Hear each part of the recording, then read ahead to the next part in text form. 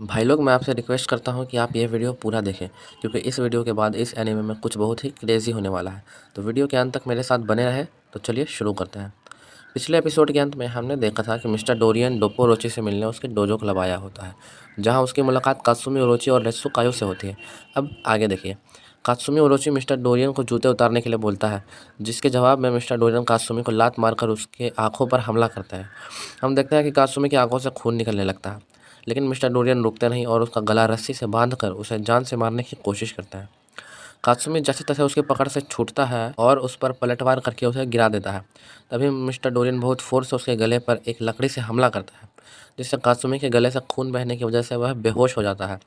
Mister Dorian वहां से जाने लगता है, लेकिन रेत्सुकायो उसका रास्ता रोक कर कहता है कि बच्चे से क्या लड़ता है, दम है तो अपने बाप से लड़ा। लेकिन अचानक मिस्टर डोरियन रोने की एक्टिंग करता है, जिससे रेत्सु का ध्यान भटकते ही वह अपने नाक का एक बाल तोड़कर सुई की तरह रेत्सु की आंखों पर मारता है। लेकिन रेत्सु तुरंत फ्लिप मारकर मिस्टर डोरियन को दूर फेंक देता है, लेकिन वह बाल रेत्सु की आंख के थोड़े ऊपर लगता है। रेत्सु उस पर हमला कर ही पाता कि उसके पहले मिस्टर डोरियन लाइटर से आग निकाल कर रेत्सु पर हमला कर देते हैं। इसी समय फ़ायदा उठाकर मिस्टर डोरियन वहां से भाग जाता है। हम देखते हैं कि रेत्सु का पारा चढ़ गया था। अगले सीन हम स्कूल का देखते हैं, जहां पीटी टीचर सभी स्टूडेंट का फिटनेस टेस्ट ले रहा होता है। हम देखते हैं कि रेस में बाकी इतना स्पीड दौड़ता है कि ज़मीन में ही छेद हो जाता है। अगले सीन में बाकी बॉल को ज़मीन पर इतनी फोर्स से मारता है कि पास में खड़े स्टूडेंट्स को बॉल आसमान में नज़र ही नहीं आ रहा होता है। यही नहीं, लॉन्ग जंप में जब वह छलांग मारता है तो वह लाइन ही से ही बाहर चला जाता है। अगला टेस्ट पोल एक्सरसाइज का होता है, जिसमें बाकी पूरा पोल ही उखाड़ देता है। पीटी टीचर उस पर गुस्सा करने लगता है कि तुमने अभी तक एक भी एक्सरसाइज ठीक से नहीं किया, मैं तुम्हें पास नहीं करूंगा। बाकी कहता है, अगर मैं 1500 मीटर का वर्ल्ड रिकॉर्ड तोड़ दूंगा तो क्या मैं पास हो जाऊंगा? टीचर कहता है कि 3 मिनट 26 सेकंड का रिकॉर्ड है, अगर तुम इसे तोड़ने में कामयाब हुए तो मैं तुम्हें सभी टेस्ट में पास कर दूंगा। बाकी रेस के लिए अपनी टी शर्ट उतारता है। उसके आसपास के सभी स्टूडेंट उसकी बहुत चक्के हो जाते हैं। रेस शुरू होते ही बाकी इतनी स्पीड से दौड़ता है कि टीचर भी हैरान हो जाता है कि अरे, ये तो रिकॉर्ड की बराबरी कर रहा है। अचानक से बाकी की मसल्स में क्रैम्प आने से वह रिकॉर्ड नहीं तोड़ पाता है, लेकिन टीचर बाकी का टैलेंट देखकर उसे सभी टेस्ट में पास कर देता है। अगले सीन में मिस्टर टोकुगावा किंजीगारी और उसके चेले से बात कर रहे होते हैं। हमें बताया जाता है कि किंजीगारी पिछले साल के टूर्नामेंट में बाकी से हार गया था। वह आपस में बात ही कर रहे थे कि अचानक से चेले के पीछे साइकर्सकी आकर उसका मजाक उड़ाने लगता है। चेला साइकर्सकी को जान से मारने की कोशिश करता है, लेकिन वह बचता है और चेले की चेहरे की मसल्स ही फाड़ देता है। चेला वहीं बेहोश हो जाता है। साइकर्सकी किंजी को बाहर बात करने के लिए बुलाता है। किंजी मान जाता है। बाहर मौका देखते ही किंजी साइकोर्स्की को मारने की कोशिश करता है, लेकिन वक्त रहते ही वह बचता है और किंजी की चेहरे की मसल्स ही फाड़ देता है। साइकोर्स्की मिस्टर टोकुगावा से कहता है कि रेसलर्स सच में कचड़े होते हैं। मिस्टर टोकुगावा उसे कार में लेकर अरीना पहुंचते हैं, जहां हम देखते हैं कि बाकी के चारों क्रिमिनल डोरियन, डोएल, येनागी और स्पेक वहां पहले ही मौजूद होते हैं।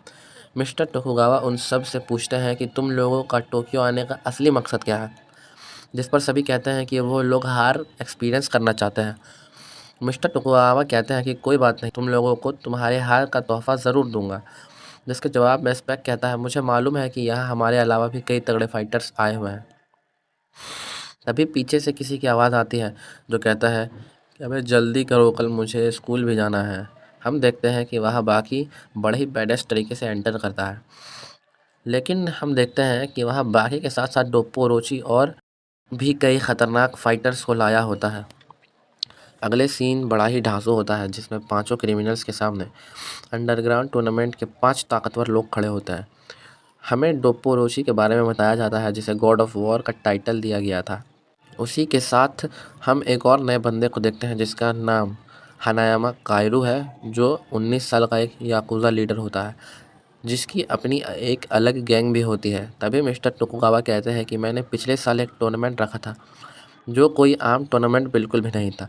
इसमें दुनिया भर से 38 सबसे खतरनाक फाइटर्स आए थे, जो अपने अपने टेक्निक में माहिर थे, जिसका विजेता यह 17 साल का बाकी बना था।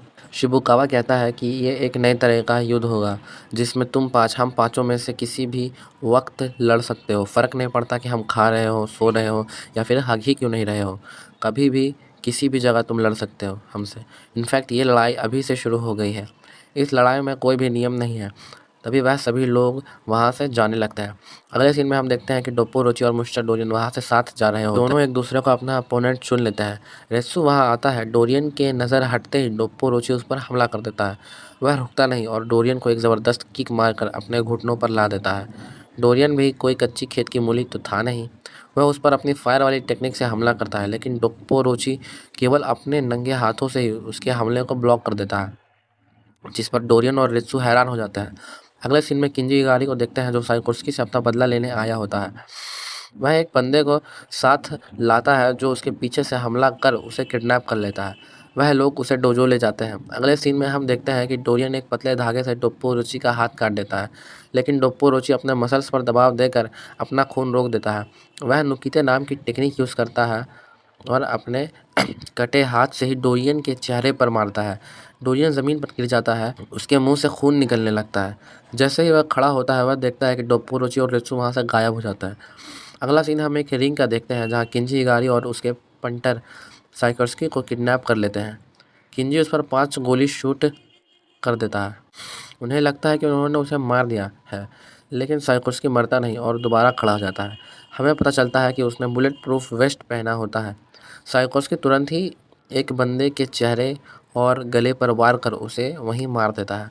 दूसरा बंदा उसे मारने की कोशिश करता है, लेकिन वह उसे भी ठिकाने लगा देता है, जिसे देखकर किंजी की चड्डी गीली हो जाती है। वह वहीं सरेंडर कर देता है, लेकिन साइकोर्स्की रुकता नहीं। वह डंबल से मार मार कर उसका सर फोड़ देता है। साइकोर्स्की उस पर मूतने लगता है। किंजी दोबारा उसे मारने उठता है, लेकिन इस बार साइकोर्स्की उसका गला ही काट देता है। अगले सीन हम देखते हैं कि बाकी अपनी गर्लफ्रेंड के साथ डेट पर आया होता है। वहाँ कुछ गुंडे आकर बाकी को धमकाने लगते हैं। वह बाकी से उसका वॉलेट मांगता है। बाकी एक बंदे का हाथ पकड़कर उसे पलट देता है।